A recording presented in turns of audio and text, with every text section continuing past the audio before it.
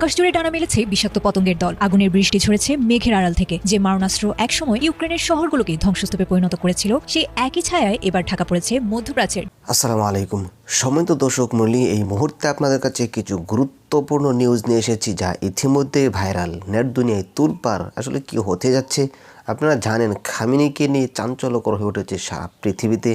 আসলে তার পিছনে কারা জড়িত রয়েছে, এমনকি এই বিষয়ে আরও গুরুত্বপূর্ণ কিছু তথ্য দেখতে পারবেন এই ভিডিওতে। তাই না টেনে ধৈর্য সহকারে সম্পূর্ণ ভিডিও দেখবেন।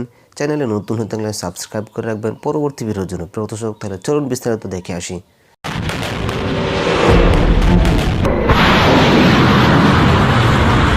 আকাশ জুড়ে ডানা মেলেছে বিষাক্ত পতঙ্গের দল। আগুনের বৃষ্টি ঝরেছে মেঘের আড়াল থেকে। যে মারণাস্ত্র একসময় ইউক্রেনের শহরগুলোকে ধ্বংসস্তূপে পরিণত করেছিল, সেই একই ছায়ায় এবার ঢাকা পড়েছে মধ্যপ্রাচ্যের নীল আকাশ।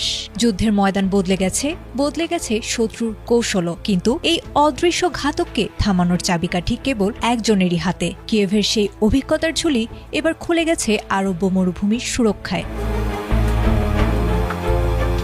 সম্প্রতি ইউক্রেনের প্রেসিডেন্ট ভ্লাদিমির জেলেনস্কি এক অভাবনীয় কূটনৈতিক ও সামরিক চাল চেলেছেন। 4 বছর ধরে রুশ বাহিনীর ব্যবহার করা ইরানি শাহেদ ড্রোন মোকাবিলা করতে করতে ইউক্রেনীয় সেনাবাহিনী বর্তমানে এই প্রযুক্তির জম। বিবিসির তথ্যমতে সেই বিশেষ জ্ঞান ও প্রযুক্তিগত দক্ষতা এবার উপসাগরীয় দেশগুলোর হাতে তুলে দিতে চেয়েছেন জেলেনস্কি। সংযুক্ত আরব আমিরাত, কাতার, জর্ডান এবং বাহরাইনের রাষ্ট্রপ্রধানদের সঙ্গে দফায় দফায় ফোন আলাপে তিনি দিয়েছেন এক সংহতির প্রস্তাব।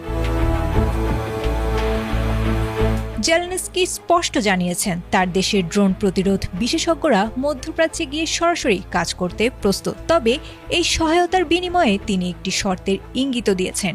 যদি এই প্রভাবশালী দেশগুলো রাশিয়াকে অন্তত 1 মাসের যুদ্ধবিরতিতে রাজি করাতে পারে। একদিকে প্যাট্রিয়ট সিস্টেমের মতো আধুনিক প্রতিরক্ষা সরঞ্জামের চাহিদা, অন্যদিকে ইরানি ড্রোন রুখতে ইউক্রেনের অপ্রতিদ্বন্দ্বী অভিজ্ঞতা। এই দুয়ের মেলবন্ধনে মধ্যপ্রাচ্যে এক নতুন সামরিক বলয় তৈরির চেষ্টা করেছেন তিনি।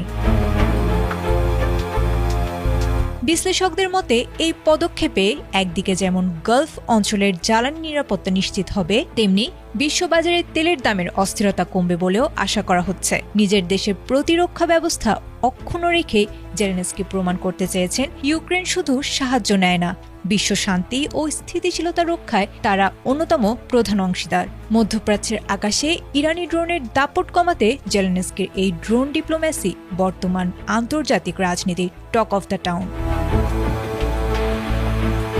প্রিয় দর্শক, আশা করি সম্পূর্ণ ভিডিওকে দেখলেন। ভিডিওতে যে বিষয়গুলো দেখলেন, এই বিষয় নিয়ে আপনাদের কি মতামত, অবশ্যই আপনাদের মূল্যবান মতামতগুলো কমেন্টে জানিয়ে দেবেন।